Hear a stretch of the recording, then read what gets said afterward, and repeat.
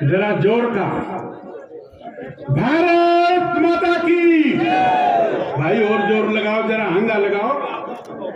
भारत माता की, भारत माता की। आज बहुत ही खुशी की बात है, भारतीय जनता पार्टी और जननायक जनता पार्टी इनका साझा उम्मीदवार और चौधरी भजन लाल जी की तीसरी पीढ़ी, उनका पोता कुलदीप बिश्नोई जी का बेटा, उसका नुमाइंदा बनकर आपके सामने आया है। आज की इस सभा में मुख्य अतिथि के रूप में पूरे प्रदेश के उप मुख्यमंत्री आदरणीय दुष्यंत चौटाला जी, हमारे बीच में भाई कुलदीप बिश्नोई जी, पूरा परिवार, चाहे इनकी पत्नी, चाहे इनकी माता, चाहे इनके पिता, और अब आने वाले समय में चाहे इनका बेटा। 54 साल से आदमपुर में एक तरफा माहौल, परिवार की तरह आपको पालने वाले ऐसे हमारे कुलदीप बिश्नोई जी,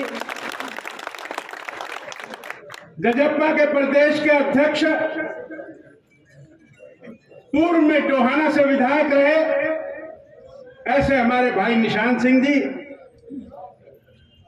हरियाणा सरकार में मंत्री भाई अनूप धानक जी, श्री राजेंद्र लितानी जी,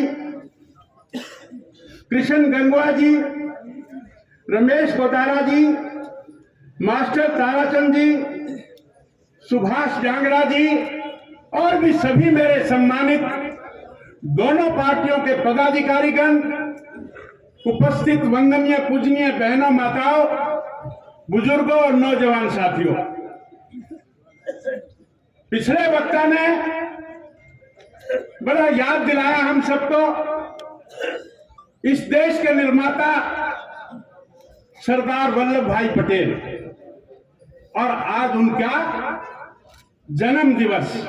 मैं आप सबको इस जन्म दिवस की बधाई देता हूं, और किस तरह से इस व्यक्ति ने 564 रियासतों को मिलाकर एक रियासत बना दिया था। वो तो कोई कमी रह गई जो जम्मू कश्मीर यूएनओ में अटक गया, और उसका भारत में विलय जिस हिसाब से होना चाहिए था उस हिसाब से नहीं हुआ। देश की आजादी के 73 साल के बाद भी जिस धारा 370 को टूटना चाहिए था, वो 2 वर्ष पहले भारतीय जनता पार्टी की केंद्र की सरकार ने उसको मक्खी की तरह उड़ा दिया। ये एक बहुत बड़ी बात है। और 600 साल की गुलामी, आतंकवादी बाबर आया और उसने हमारा राम मंदिर तोड़ा। उस दास्ता को भी दूर करने का काम भारतीय जनता पार्टी ने 2 वर्ष पहले राम मंदिर बनाने का जो मार्ग प्रशस्त किया, उसका कोई मुकाबला नहीं है भाइयों। कोई भी चुनाव छोटा गली मोहल्ले का चुनाव नहीं होता, और जब पार्टी चुनाव लड़ती है, अपने निशान पर लड़ती है, तो यह देखना चाहिए कि कौन आदमी चुनाव लड़ रहा है, पर देश में उसका स्टेटस क्या है, देश में उसका स्टेटस क्या है।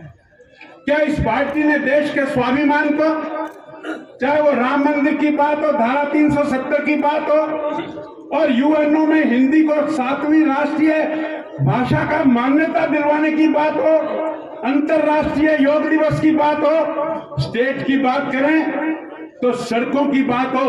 आज हमारे उप मुख्यमंत्री जी पीडब्ल्यूडी मिनिस्टर भी हैं। यहां से दिल्ली जाओ, यहां से सिरसा जाओ, यहां से चंडीगढ़ जाओ, जो 5-5, 7-7 घंटे का रास्ता था, आज 2-2, 3-3 घंटे में पूरा होता है। होता है कि नहीं होता? आज की नौकरियां सिफारिशों पर नहीं मिलती हैं, मेरिट पर मिलती हैं। और मुझे पता लगा, मैं ज्यादा नहीं बोलूंगा, बालसमंद एरिया में जो घर घर नल पहुंचाने का काम था, 650 करोड़ में से 250 करोड़ रुपए केवल जल की व्यवस्था, हर घर में नल हो, इसके लिए की गई है। जलाशय बनाए गए हैं, पाइपों को डाला गया है, आने वाले थोड़े समय में हर घर में नल होगा। ऐसी अनेक बातें, मैं ज्यादा नहीं बोलूंगा। मैं तो आपको ये आह्वान करने आया हूं कि 3 तारीख को सुबह उठकर नहा धोकर अपने भगवान की प्रार्थना कर कर और इसको आनंद का उत्सव मनाते हुए, गीत गाते हुए आप पोलिंग बूथ पर जाइए और कमल के फूल का बटन दबाइए। आप ये बटन दबाएंगे तो भव्य बिश्नोई यहाँ का लोकप्रिय विधायक बनेगा। और ये जो वोट दबाना है, ये भारतीय जनता पार्टी और जजप्पा की जो पार्टी है उसको बल मिलेगा। और आपके इस वोट से देश में भी जो भारतीय जनता पार्टी है उसको भी बल मिलेगा। तो मैं एक नारा लगवाऊंगा, बटन कहां दबाओगे? तो आपने बोलना है कमल के निशान पर, जोर से। बटन कहां दबाओगे?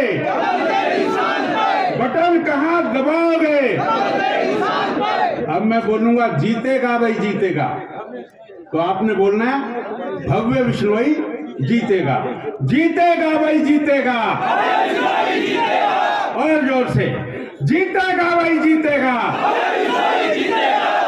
और अब मैं बोलूंगा जीत गया भाई जीत गया, तो क्या बोलेंगे?